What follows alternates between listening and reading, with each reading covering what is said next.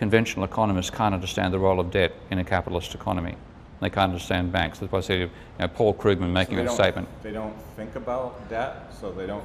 They have the Latin term is a priori. We'd call it armchair economics. You sit back and say, oh well, on this hypothesis, debt plays no role in the economy, therefore I can ignore debt, without going and checking the data and seeing whether the data actually verifies your armchair philosopher belief.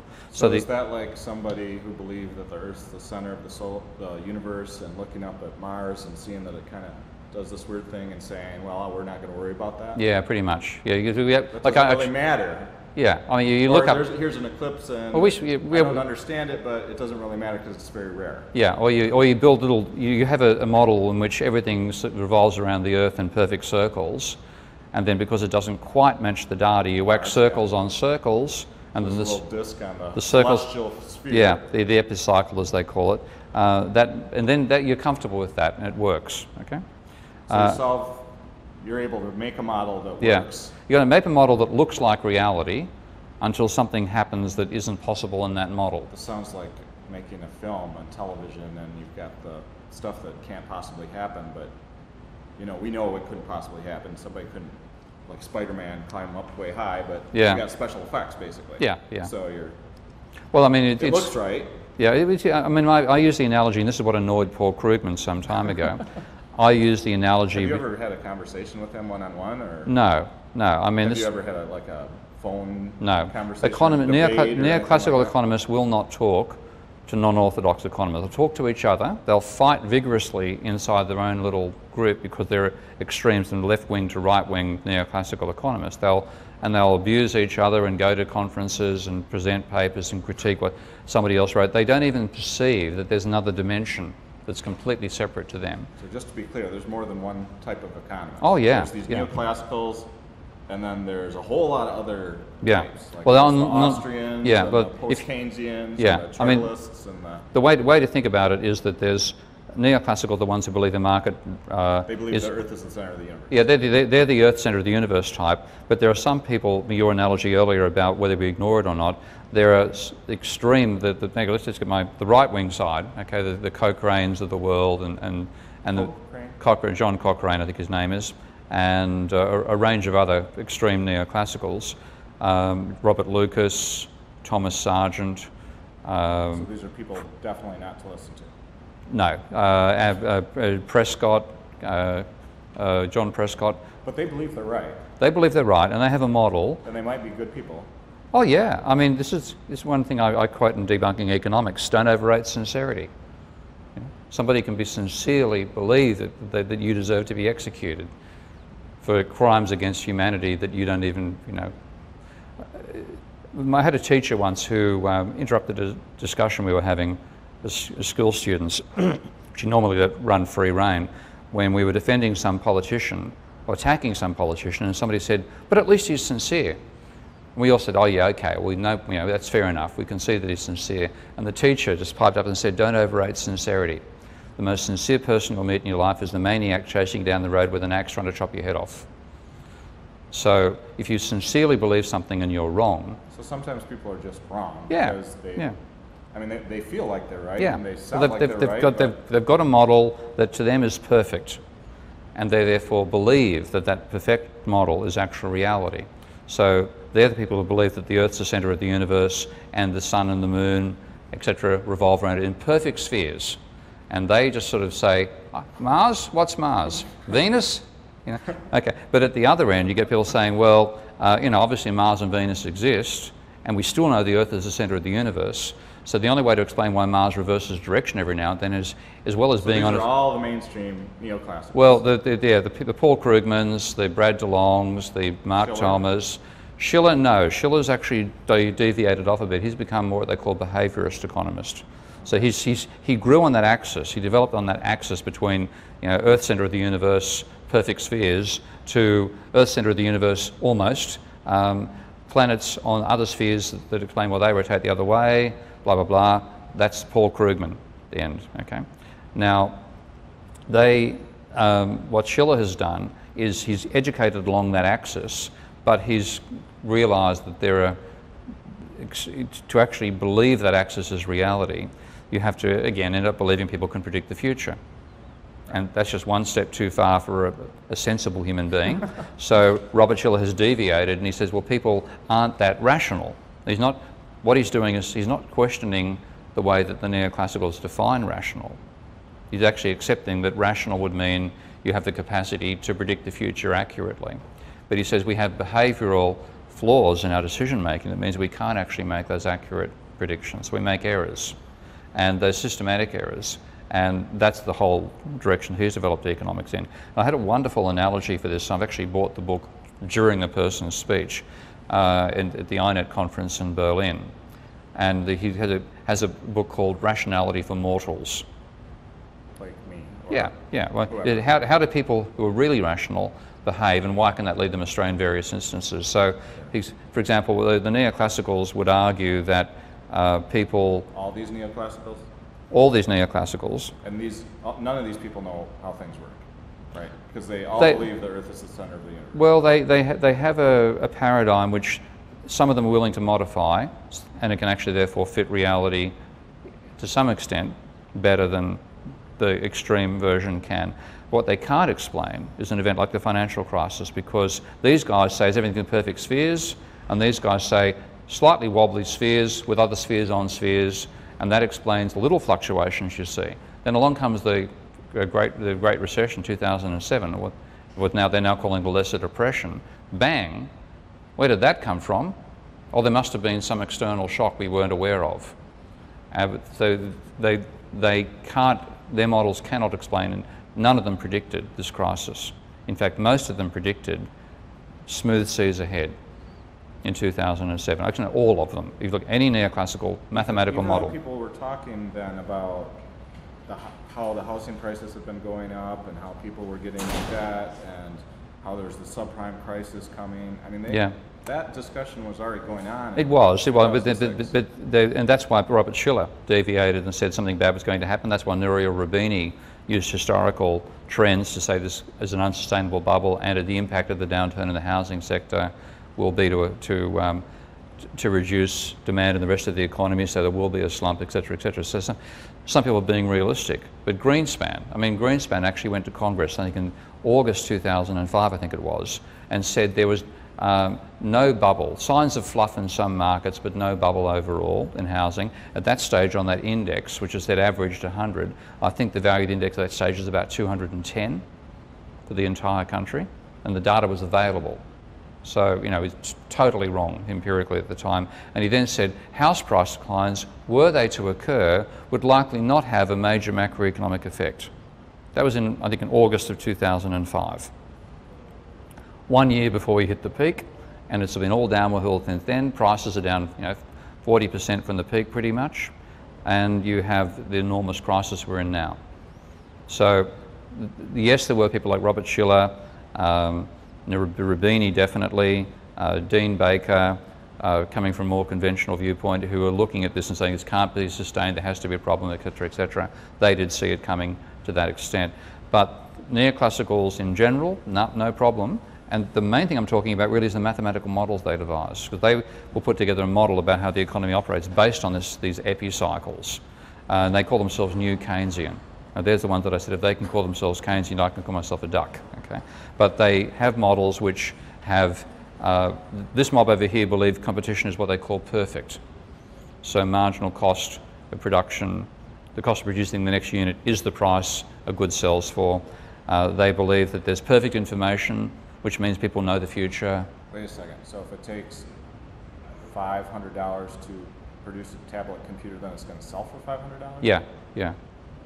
The very last unit will. The one before cost $4.99. So you make a profit out of you sell the total lot for the cost of producing the very last unit. So you make a profit on all the units up to the last one you produce, and then you don't make any more profit. That's the theory. I pull it. It's nonsense like everything else, and I pull it apart in the chapter called Size Does Matter in my book, Debunking Economics. And that's what they believe over there. This mob say, no, it's imperfect competition. So there'll be, the cost of production might be $500, but it's going to sell for $600. Okay? And you won't go past that point. There's reasons why people will not sell, even though there's profit to be made, they won't do it because of imperfect competition. And labour markets will be have sticky wages. Wages won't fall. Where over here they say wages fall instantly. If there's a change in employment or a change in costs, then wages adjust completely over here. So they have complete price adjustment, always maintain equilibrium. So it sounds like these guys are pretty good enough, maybe? No. Why not? No, because, and Robert Solow, who's actually a leading neoclassical economist, points out why. They've added on a few little perturbations that make the flat line theory of the world over here meet squiggly lines around the flat line over here. So what they can have is these guys... You're talking about the business cycle? The business cycle. For these guys, the business cycle exists, but it's due to what they call real business cycle effects. But it's all the time the economy is in equilibrium at all times. Over here, it's going to be out of equilibrium every now and then, but head back towards it, and then back up to it again, and down tiny fluctuations around the equilibrium. These guys... So isn't that good enough, though? Not when you hit something like the 2007 crunch, because that was... They can't predict it. They can't predict it, whereas the sort of work Why that can't they predict it? Because there's no cause in their model that will make a deviation that big and sustain it. All you can get is you'll go down below and come back up again. There'll be an opportunity. Think it'll be overpriced. Well, how do they explain like the Great Depression? Or they don't. Oh, the Great Depression was the fault of the Federal Reserve. See, the system itself is fine. It's only the people who come in from the outside. Meddling, who screw it up. So, is that true? Was it meddling? No, I mean, Bernanke... It wasn't meddling. What was well, it meddling? well, I mean, there certainly is meddling from outside the market economy by bureaucratic and economic decision makers. No argument there. But it isn't why the system goes down. So if you look at Bernanke, So why does the system go down? Well, it goes down because you have a debt bubble, which then crashes. So that's what we were talking about Yeah, before. if you don't have debt in your model, you're not going to understand what happens in capitalism. They don't have debt or banks or money in their models. They model capitalism as if there are no banks, no debt, and no money. So could like a high school educated person just go on the internet and find the level of public debt chart and look at it and say, hey, it looks like we're getting more and more debt, and that means we're going to have a downturn soon? No, because that's the wrong one to look at. It's the private debt. Oh, private debt. Okay. Yeah, private So debt. Yes, they could. Yep. If you go to they the... could predict the future. They could predict a they could accurately than these guys. They could look at the rising level of debt, and they could look at the rising debt contribution and say that can't be sustained. It must break at some point. When it breaks, the economy is going to a big downturn, and it's unemployment. Yeah, and that's what I did. Markets fall. That's was with mathematical models behind me as well. That's what I did in 2005. I just took a look. I saw the exponential increase in private debt levels, and I saw that compared to where the debt was back in the 1950s, I saw the rate of change of debt compared to income at the time, and I thought, this just has to burst. And even when it starts to slow down, it'll cause a downturn. And that's why anybody looking at the data could see that. They ignore this data because in their opinion, the level of debt doesn't matter. And how much money there is in the economy doesn't matter either. No. Well, they have a theory. They think it should affect the price level, not affect the level of economic activity. So that's that mob over there. Now, they didn't even realise that's their axis from the perfect spheres to epicycles, neoclassical economics. I'm on an axis up here, which says you must have a monetary model of capitalism. Banks and debt and money are essential. You've got to have those in your model. Banks, money. Debt, and money. If you have a model of capitalism that doesn't have banks, debt, and money, you haven't got a model of capitalism.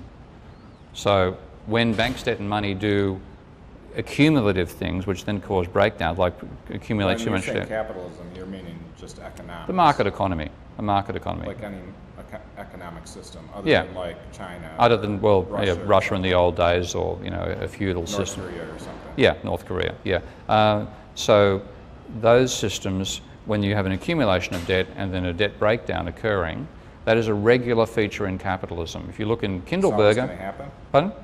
Why is it always going to happen? Only because it partially happens Why wouldn't the debt level just stay the same for a long period? Well, it can. Like in Australia, for example, from 1945 to 1965, the debt level wobbled around about 25% of GDP. It didn't take off until private debt. It then went from 25% to 160%. Why? Because we got caught in a speculative bubble from that stage on. What precipitated that to start? Well, a whole lot of stuff can precipitate it, but what meant we didn't have it occurring for that 20-year period was the absolute shock to the mentality of people in the market economy of the Great Depression and the Second World War. They made people incredibly conservative about debt and speculation. Didn't want to go into debt. Didn't want to go into debt, and any money. My grandparents, they didn't like being in debt. And that's because they'd seen what it did. We're learning the same lesson your grandparents learned. Your parents didn't learn it because they went through the whole upward trajectory without even knowing it was happening.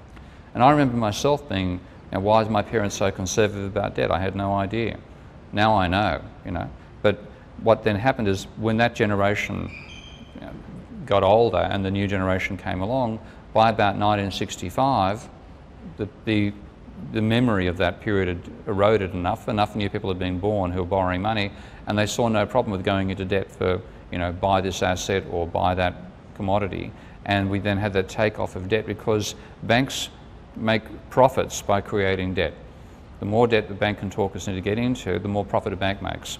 And that's fundamentally why the bubble took off, because then, even though it wasn't a conscious effort, banks would lend money for buying a house price. The house price would rise.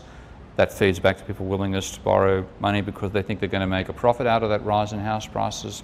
A positive cycle, positive feedback cycle starts to occur. You get rising asset prices, share prices, and property in particular.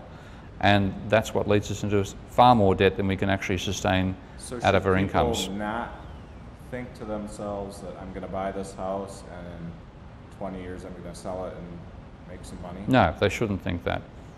Because over the very long term, and I'm talking over the 100 years that the Schiller data goes over, and over... So are you saying a house is really not an investment? No, it's not. Are you sure? I'm serious, yeah. Because a house what is... it then? Huh? It's is a place. A liability? It's a place you live in. You're consuming the service of having somewhere to live without having to pay rent. Okay, that's fundamentally what a house is in that sense. You can certainly. What can happen is if you buy a property, 500 meters out from the center of the city of New York in 1650, and then you pass it on to your location. Yeah, location in terms of expanding population. That'll be a case. So you can absorb that rise. In fact, it's gone from being, way out, half a mile out. That's huge, to being half a mile, and that's so close. Then that's what gives you a rise in the value of that individual property. But the whole population spreads out across the entire country. So over the entire country, you're not going to find the whole stock of house prices rising. But that mentality gets locked in. It only happens when debt rises the prices. Couldn't that just be inflation, though? The average price of all the homes in the country has went up and up and up? Well, that's saying it won't inflate faster than the consumer price index over the very long term. Okay. So if you deflate one by the other, you find it. I buy it for $100,000 now, and I sell it for $200,000. That's fine, but that $200,000 is going to buy me the same as the $100,000 did back when. Yeah. So it's not like I really made money. No. And that's, we get back to the stage regarding houses, things we live in, rather than places we make a profit out of, then we'll be much more sensible. All right. Thank you very much, Steve. Okay, thank you. Awesome. That was good fun. Yeah.